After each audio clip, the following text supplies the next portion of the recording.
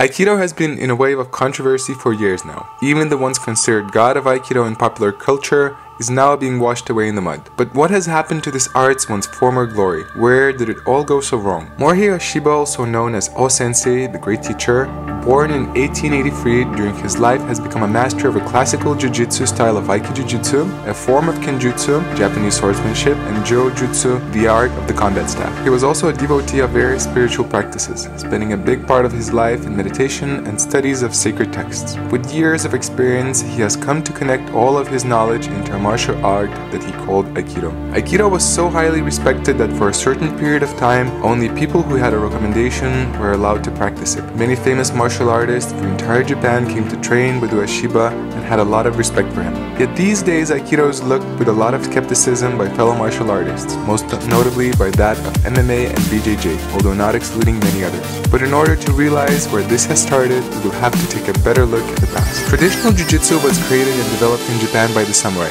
mainly to defend against armored and potentially armed opponents in the battlefield or in other places. Yet after the Meiji Restoration in 1868, which ended the samurai class, completely changed people's relationship to martial arts. Various martial arts, including jiu-jitsu, have started to be considered unfashionable and had little interest to people. Also, with the changing times, most of the jiu-jitsu masters started to conclude that their art has become impractical and thus stopped their practices entirely. Yet Jigoro Kano, born 1860, being bullied in his childhood, decided to learn jiu-jitsu nevertheless. After a long and difficult search for a teacher who would still be willing to teach, he eventually not only came to learn the art himself, but also became a master of it. Yet he did not stop there. With jiu-jitsu still being unpopular and not accepted by the general public, Sensei Kano decided to not only change some of the techniques, but also to rediscover its emphases and philosophy, which suited more the modern day. Thus, Judo was born, a martial art that was more adapted to the current time. Judo has become increasingly popular and its practitioners constantly won in contests against other styles of jiu-jitsu,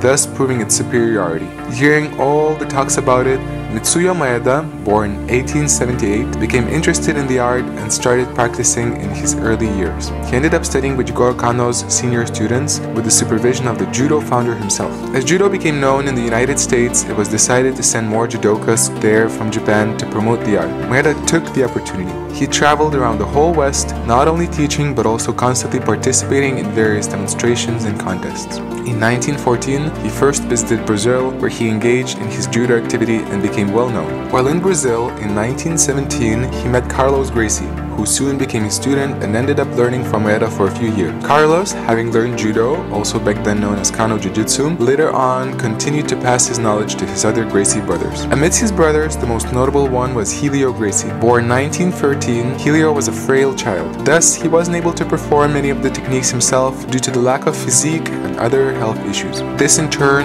led him to modify and improve what he was taught. Continuing to improve what they have learned, Carlos and Helio's jiu-jitsu has become so effective that they decided to start hosting an event which was already popular in Brazil, known as Vala Judo, a full-contact, unarmed combat event with limited set of rules, where the Gracie brothers would compete against other styles of combat. Here, the Gracies were actually able to defeat most of the opponents. When the Gracies went to the United States to further promote their style, they started referring to their style as the Gracie or Brazilian Jiu-Jitsu to differentiate from other names. They kept constantly improving their style and proving its effectiveness against various fighters, which also supported their technical growth. Thus, the roots were born of such a well-known martial art these days, which we often simply call now by the abbreviation of BJJ. With tournaments of various martial arts becoming increasingly popular, various martial arts had started to be blended together. Brazilian Jiu-Jitsu had also a big influence in this mix, since in 1993, the first Ultimate Fighting Championship, also known as UFC, was hosted, where Royce Gracie, the son and student of Helio Gracie, won the tournament, thus leading to a realization that BJJ has to be included in the practice of what has become known as mixed martial arts or MMA. With the popularity of MMA and its various tournaments rising, the development of the blend of various martial arts continued. This blend, as much as BJJ, focused on eliminating everything that is not necessary and increasing the efficiency of a fighter in a tournament,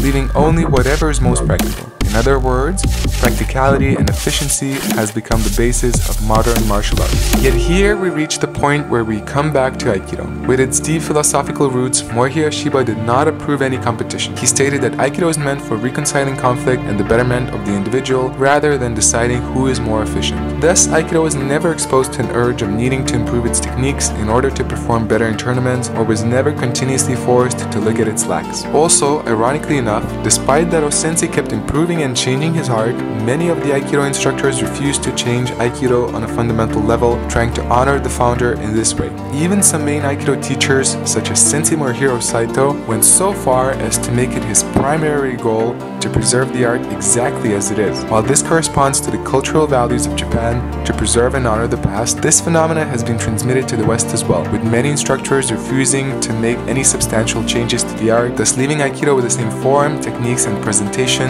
with only minor changes. Not having any exposure to competition and being preserved by its instructors, Aikido has become static, while BJJ and MMA has continued to constantly improve, thus eventually starting to give controversy to the Aikido art as to if it has any practical use at all. There had been some attempts to make Aikido more efficient, for example such as the so-called real Aikido created by a Serbian man named Ljubomir Vračarević. Real Aikido is based on Aikido techniques with the attempt to modify them in a more efficient and practical way.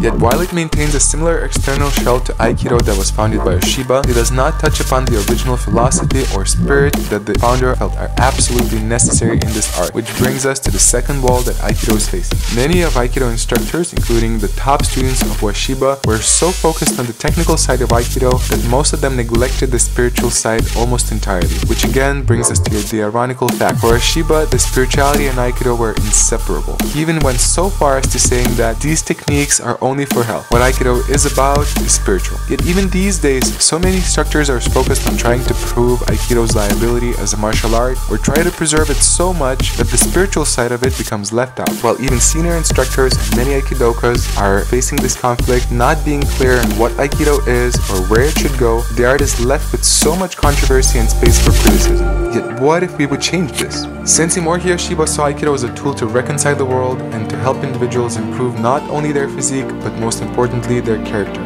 For him, technique was just a platform upon which he could share his message, that true victory is the victory against oneself. The world already has plenty of effective martial arts, yet it is still missing an effective way to reconcile it. O-sensei saw that, and that is the reason he created a different martial art and not a continuation of Jiu-Jitsu. If O-sensei wasn't concerned about proving Aikido against other martial arts, and he wasn't concerned about the importance of technique, why are we? As long as we will put Aikido in the same box as BJJ or MMA, it will never become as popular. Even if we would modify it and adapt its techniques, yet we would lose the essence of it, what would the use of Aikido be? I say, let's stop comparing football to chess. Let's respect them, appreciate and benefit from what they are. Aikido can be a unique tool to make a difference in people's lives and that of the world. It does not deny the chance to improve it, make it better and adapt it to this day. Actually, it needs that. But just changing the technique will never be enough. As long as we will continue to put it into an existential competition to other martial arts, we will never have the space to reveal Aikido's true message and purpose, and it will never have the popularity that it deserves. I say,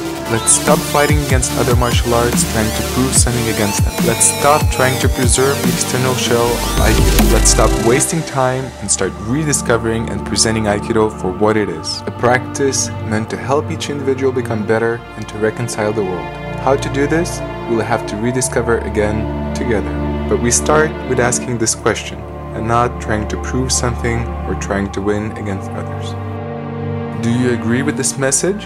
What do you think Aikido should change in order to make a difference? How do you think it should adapt to these days? Let us know in the comments below. Also, don't forget to subscribe to know when the next video will come out. This is Sensei Rokas, and see you on the virtual mat again soon.